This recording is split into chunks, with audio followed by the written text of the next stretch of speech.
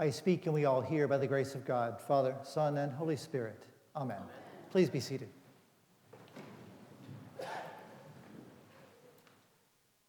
We need a little backstory to know where we are in the gospel this morning. You will remember that a few weeks ago we heard about the baptism of Jesus, when as he comes up out of the water, the heavens open and a voice comes and says, "You are my Son, the beloved, with you I am well pleased." And we, as Orthodox Christians, we believe that Jesus was fully human. So for as much as he was the Son of God, in that moment he was a fully human person who had just heard from God this message that I have a plan for you, I have a mission for you, you specifically have a job that I am giving to you.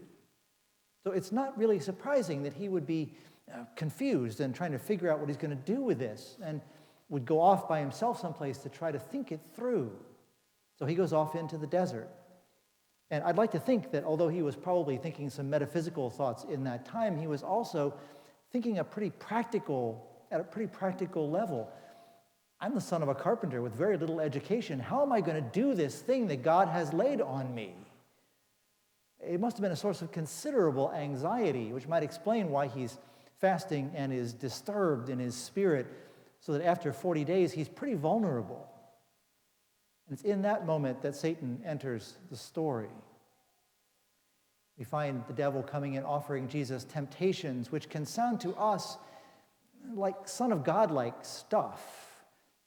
Turn these stones into loaves of bread. You can do miracles, surely. Well, if you really are the one whom God has sent to do this stuff, doing a miracle would prove it, wouldn't it? At least to you. Then he takes him and puts him on top of the temple. Says, well, jump off. If God really has a mission for you, God's not going to let you be killed right away because you haven't had a chance to do it yet. That also will confirm that you really are the Messiah. You really are the person God has sent to do these things. And then takes him up to a high mountain and shows him all the kingdoms of the world. I'll give you all this. Your mission is sure to succeed if you have control of absolutely everything in the world. So from that perspective, Jesus is being offered things that are specific to Jesus. I don't know about you. I don't often try to go around performing miracles. I don't often imagine controlling everything in the universe. So those aren't necessarily anything we can get our arms around. But I think there are hidden in each of those something that we can find much more relevant to our own lives and maybe a little bit more worrying as we try to imagine what sins it is that we're supposed to be confronting now in this time of Lent. So for the first one, turning stones into loaves of bread. Well, if you think about it, if Jesus is able to turn stones into loaves of bread today, presumably he can do it tomorrow and next week and next month and next year. And if he can turn stones into loaves of bread, then presumably he can turn them into clothes and houses and cars and anything else he might need. What's being offered to him is freedom from ever having to be in want for anything, never to be hungry, never to be ill-prepared for any situation that might arise. That idea of never, ever having to wonder where your next meal is going to come from or anything in your life is going to come from or how you're going to pay for it is something we really can get our arms around, I think. Then, the idea of jumping off the temple. Plainly, it would have been something meaningful in the Messiah to be able to show that, but imagine what it would be for any of the rest of us. Imagine what it would be like to go through the rest of your life being the guy who jumped off the temple and didn't die. It has considerable public relations value in whatever you're going to try to do in your life because everybody's going to remember that. I am often guilty of imagining these scenes as in isolation. Jesus and the devil standing on the temple, and the rest of the world is completely depopulated in this scene. But no, the temple is always crowded with people. So if Jesus jumps off the top of the temple and doesn't die, lots and lots of people are going to see it. And it's pretty certain that they're going to remember this event. It will be somehow stuck in their consciousness for a long time. In that is a kind of fame. That's the guy who did that thing. And in that fame is a kind of immortality. We're being offered by the devil, we, all of us in this case, the chance somehow to not be forgotten.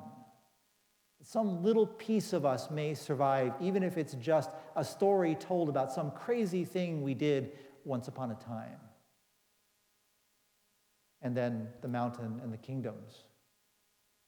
If you think about it, if you control all the kingdoms of the world, you can guarantee universal peace. There will never again be a war because you're not going to go to war with yourself. That would not be productive. Most of us are really not concerned with what it would take to rule even one kingdom, let alone all of them. But we would kind of like to live peacefully with our neighbors, I think. Can you imagine if you were so in control of the world that you never worried about locking your door at night? That you never worried about whether your car alarm was working or anything else that we do in our lives, the things we do in our computers to keep from getting computer viruses, down to that level, all of it removed, freedom from all possible worry. We control absolutely everything, so of course, there will be no anxiety in our lives. Imagine being offered those things, freedom from want, freedom from worry, some kind of immortality. Now we can begin to see where the rub comes for you and for me, because these are things that we want, and these are things that God knows that we need. How does Jesus respond? Maybe there's something in Jesus' responses that tell us what we're supposed to do with all this. You'll notice that when Jesus responds in each case to Satan, he doesn't say, I didn't need that anyway, just take it away, I don't care. In each case, the devil has tried to make his case to Jesus using verses from the Bible. And Jesus responds also in the same way. Now, the verses that Jesus uses to respond all deal with what sort of relationship we're supposed to have with God. When it's the stones being turned into bread, he says, one does not live by bread alone, but by every word that comes from the mouth of God. In that is a message about total dependence. We live by every word that comes from God, so everything that we have somehow comes from God. But also, hidden in that is the message that we receive everything that we need. God has spoken as much as is needed. We have received everything we could possibly need in this life. And so we're being told that part of our relationship with God is to be an attitude of thankfulness. If we will be thankful, I think we'll find that, in fact, we want for a lot less. All we have to say is, I've got everything I need. And suddenly the things we don't have seem to lose some of their value. So a relationship with God leads us to a place where we're able to be grateful for what we have and to find that we want for a lot less. Now, when he is shown all the kingdoms of the world,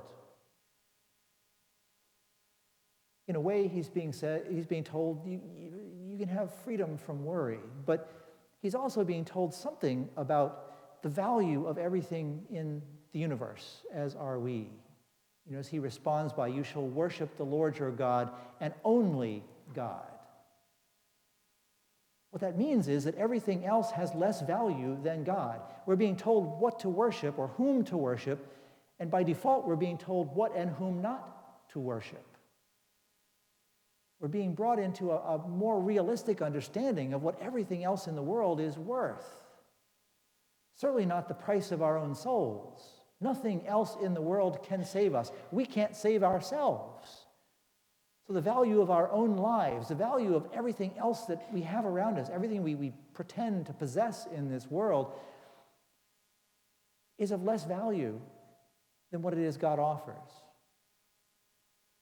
In some way, we're being told to have an attitude of worshipfulness, to recognize where true value lies, and to come to a better understanding of what the value of everything else is. Perhaps in that way, to hold on to everything a little less. And then when he's taken up to the top of the temple and told to jump off, yeah, there's the messianic piece of here's a true sign of who this person is. we're also being told something. I have temporarily lost my train of thought. I was so deep in the last one.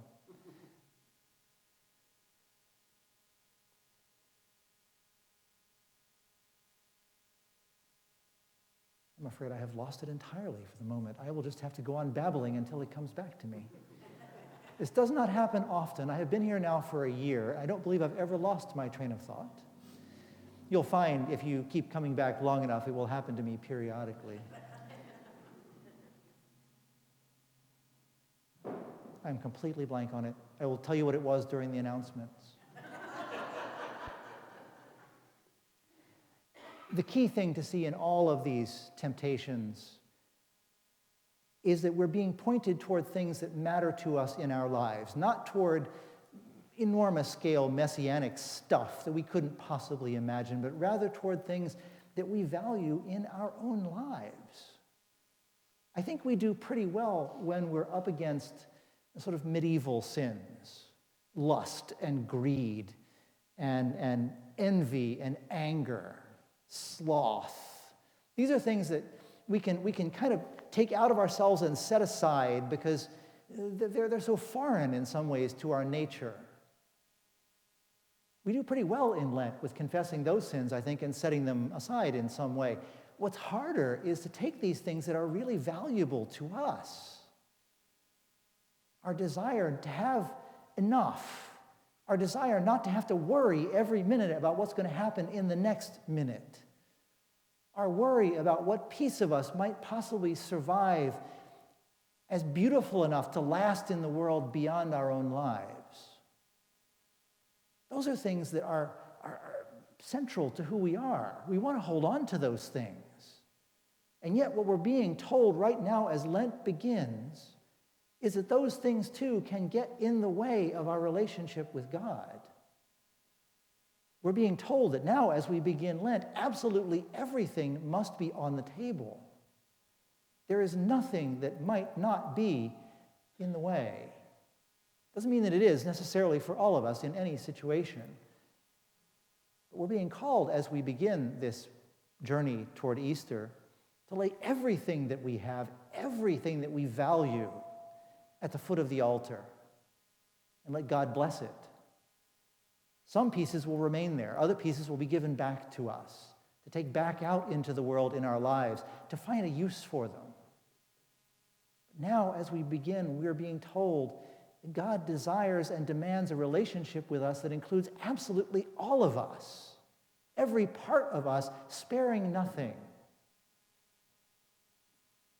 It's a worrying thought, and yet we know that Jesus went there first and found his way through it, and so we will too.